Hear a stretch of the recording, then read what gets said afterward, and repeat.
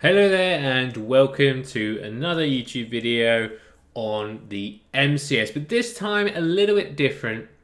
We're not going to talk about the MCS specifically because the exams have just been sat this week or today if you left it to the end of the week. So good luck to those sitting today, and I hope those who have sat already are feeling a bit of relief.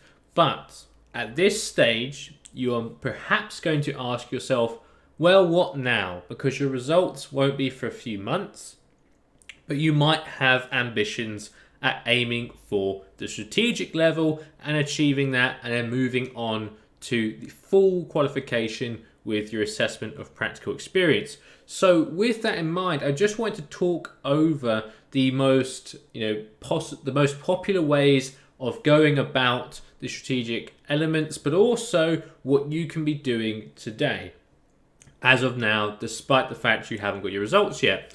But before we get through to that final conclusion, I do need to discuss a little bit about the paths available to you at the strategic level. So, one of the most common things to do is to first take E3.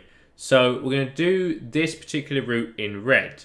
So, we've got one being E3, and that's because E3 is typically seen to be slightly easier. It's a little bit more of a safe option as your first exam. And that's because a lot of people like to build momentum. Once they're invested into a certain level or qualification, then they will feel that there's more reason to keep going and they'll have more motivation. If that sounds like something you need, like you need that extra motivation, then you definitely would like to do E3 first.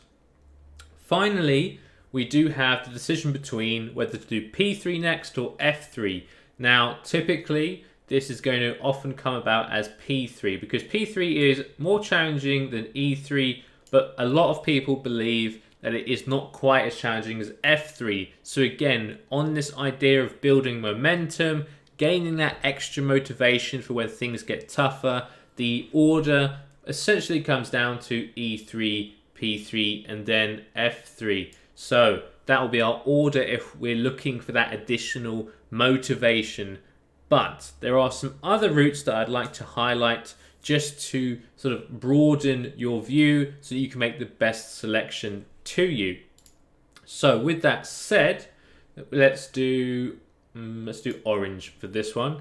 So the other route available is one that focuses on passing the strategic case study here. So with that in mind, we want to focus on E3 and F3 specifically. We want to be as familiar with those subjects as possible.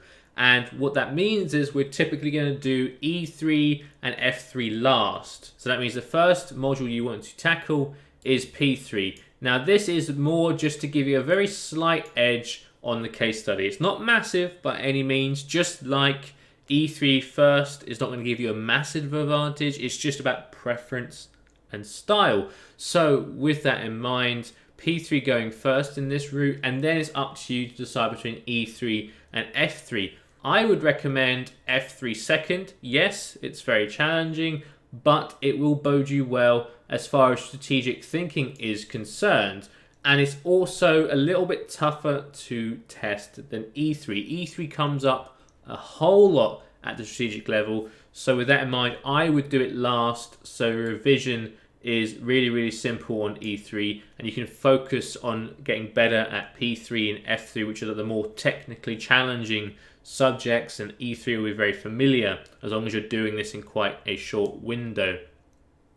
The other route that we could go, of course, is simply that kind of thinking, but we would be doing F3 last, and that would be sort of I would call it a hybrid approach.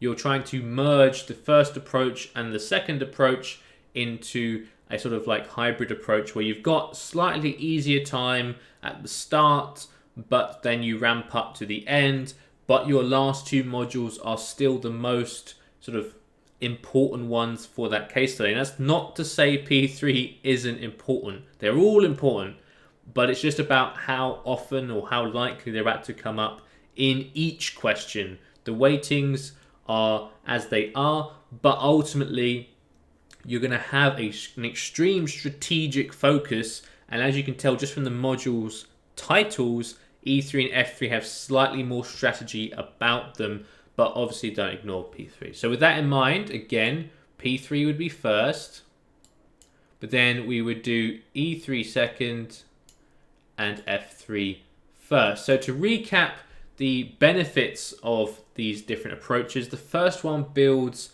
up our sort of motivation. We're doing this slightly easier modules first. We've got E3 first to get that out of the way. Then we've got P3 building up in difficulty to F3. That's just the general consensus. You may actually find that P3 is more difficult than F3, etc. But that's the general feeling about them. Alternatively, you can seek to do the most familiar topics that will come up in the case study itself last. And that will mean that we start with P3, move on to F3, and finish with E3. And that will help us with our revision for the strategic case study, because you can focus on the most challenging aspects of P3 and F3, whilst the easier parts of F3 are still in your memory, and E3 is extremely recent, very, very sort of ingrained in your memory at that point, and that will help for your case study. The next and final approach would be to do P3 first, followed by E3 and then F3, sort of merging the two together. So it's a bit of a balanced approach. But what I did want to notice is that there is one distinct advantage to doing, say, E3 first. And that is that the MCS itself is actually a very, very E2 based subject. And the difference between E2 and E3 is actually quite minimal. So for example, in the worst case scenario, and again, a lot of you will pass, but some will fail, unfortunately.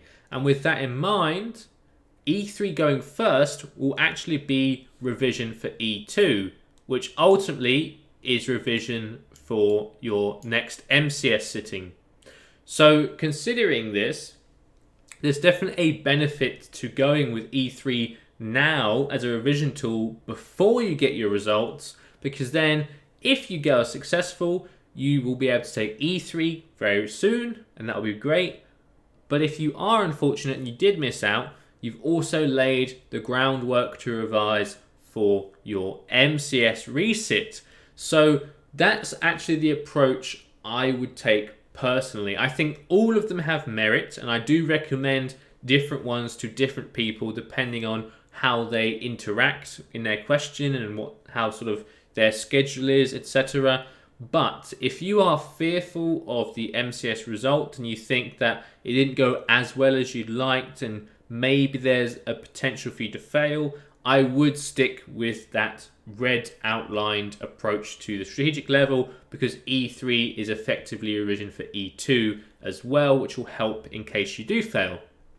If you are supremely confident, or rather you think that you'd be happy to just revise the MCS again individually without any focus on the future, then the other approaches may be more beneficial, especially if you're confident. If you are super confident, I would definitely go for the orange outlined approach, potentially the blue one if you just don't fancy doing F3 last, for example.